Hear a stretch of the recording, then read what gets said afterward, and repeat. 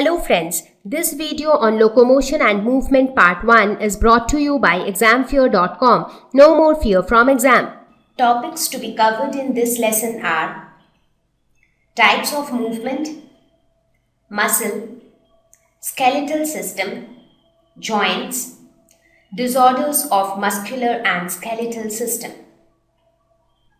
So what are we going to talk about in this lesson? Locomotion and movement. Now I think roughly all of you have an idea about what is movement. At least we all know the literal meaning of the term movement.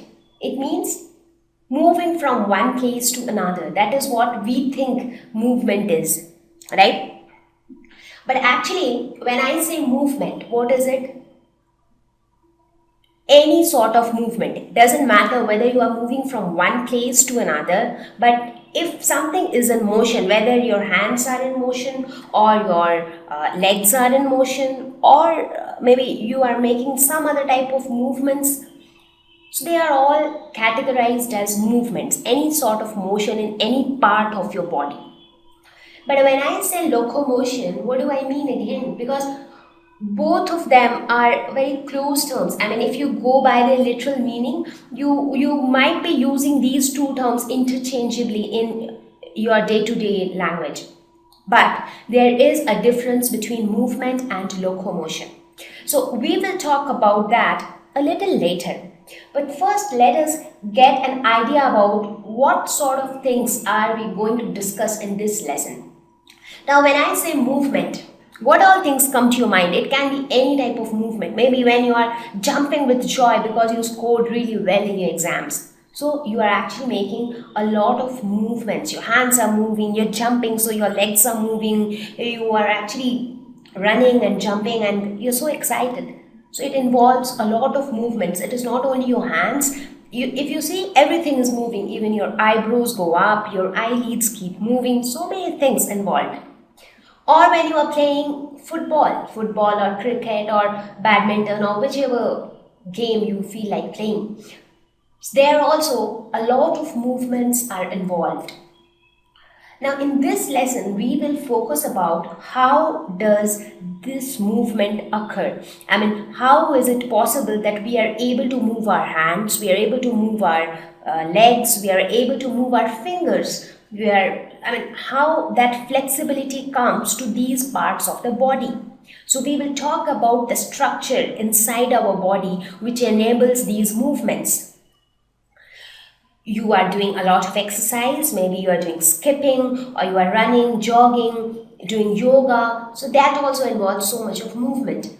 Or you are writing, you're not doing anything, you're just sitting and you're writing with a pen. So don't you think that involves movement? Of course that involves movement of the muscles which are present inside your palm and the fingers. So there also some muscles are there, and that is why you get the flexibility to move your fingers when you write. Even when you work on your computers, or when you are actually checking your email or Facebook or something and you are on computer, there also you need your fingers. That flexibility is still required when you want to tap on your keyboard. Somebody who is cooking, so it is not only you who need movements, any sort of work, starting from running, walking, jumping, swimming to cooking, doing anything, absolutely you need to do a lot of movements. So now if you take an example where you can see so many movements involved when you dance. So it is not only your legs and your arms which move, it's your entire body which moves. There is a lot of movement involved in your back, a lot of movement involved in your shoulders. So many different parts of the body moves. So here in this lesson, now you got to know that movement is an integral part of our life. Whatever we do, we make lots of movements. Now the question is how these movements occur. Who controls these movements inside our body, and who offers this flexibility to make so many movements? So we are going to talk about all that. Now directly we cannot jump into the topic that how movement takes place. So we will start with a very introduction. First, we will try to understand the difference between movement and locomotion. Are these two terms the same? As I said, they are not. So first we will understand the difference between movement and locomotion, and then we will go ahead to see what are the organs in our body which help in movement and locomotion and how do they do that. So with this brief introduction, let us have a quick look at the movement and locomotion in different living organisms.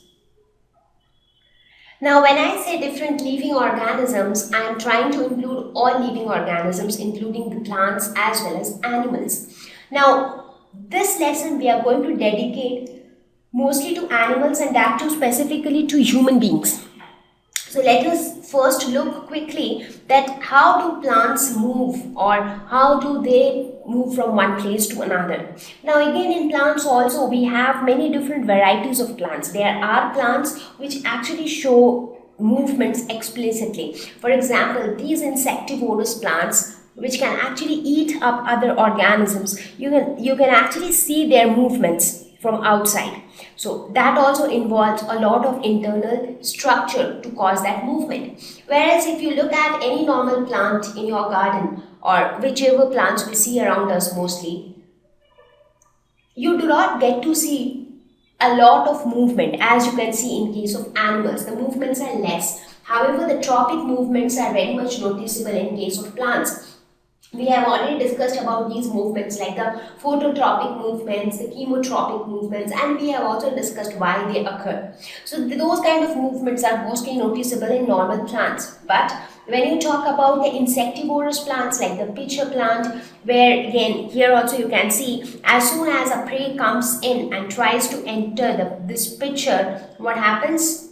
The lid closes. So this opening and closing of the lid, that also involves movement. So in plants, different plants show different types of movement and locomotion. And what is locomotion? When I say locomotion, I mean that the entire organism is moving from one place to another, which is not much seen in case of plants, because plants are generally immobile. So they remain static at one place, and being there, they show some sort of movements. So that is how movement and locomotion occur in plants. Now, before we go ahead with movement and locomotion in animals, let us understand what is movement and what is locomotion. So let us begin this with what is movement. The movement in simple words is the act of moving. So whenever something is moving, it is said to be movement. So when I say the act of moving, how do we define that act of moving? How do we know when something is moving? So that can be defined by any change in position or posture. So it is not only that the position needs to be changed. When I say change in position, that means the particular organism is moving from one place to another. So if that is happening, then also there is a movement involved. Even if there is no change in position, but there is a change in posture, that is the change in shape, you can say. Change in the way your hands were there previously and now how they are. So if that has changed, that means there is a change in posture. So whether there is a change in position or a change in posture, we say that a movement has occurred. Let us take a very common example. A person who is jogging at the same place, standing at the same place. So he is not moving from one place to another. He is just jogging, standing at the same place.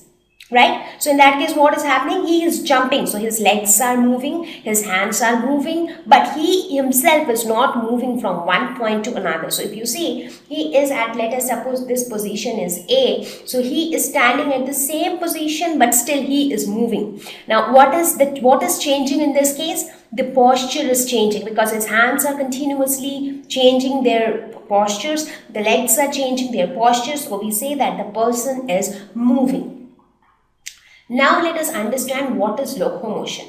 Now, movement causing a change of place from one location to another of the entire organism. Now, only then it is called locomotion. So, locomotion occurs only when the entire organism, for example, if it is a human being, then the entire human being should move from one place to another. If we are talking about a small insect, then the entire insect should move from one place to another. Doesn't matter whether the hands of the person are moving, or his legs are moving, or he is moving his neck, but until and unless he is moving from one place to another, we say that there is no locomotion. So in this case, the example which I took before, if the person is jogging, standing at the same place, in that case he is said to be moving. But if the person is moving from one place, he is jogging, but at the same time he is moving from one place to another, as in this case, if you see, he started from somewhere here, right? And now he reached somewhere here. So that means there is a change in position over time. So this is called locomotion. So in this case, now when he is moving from one place to another, movement also occurs, but locomotion also takes place. So whenever you use the term locomotion, that definitely means that the entire organism is moving from one place to another. Thank you. Please visit www.examfear.com to watch more videos, attempt free online test, get free study material, find tutors and mentors. Thank you once again.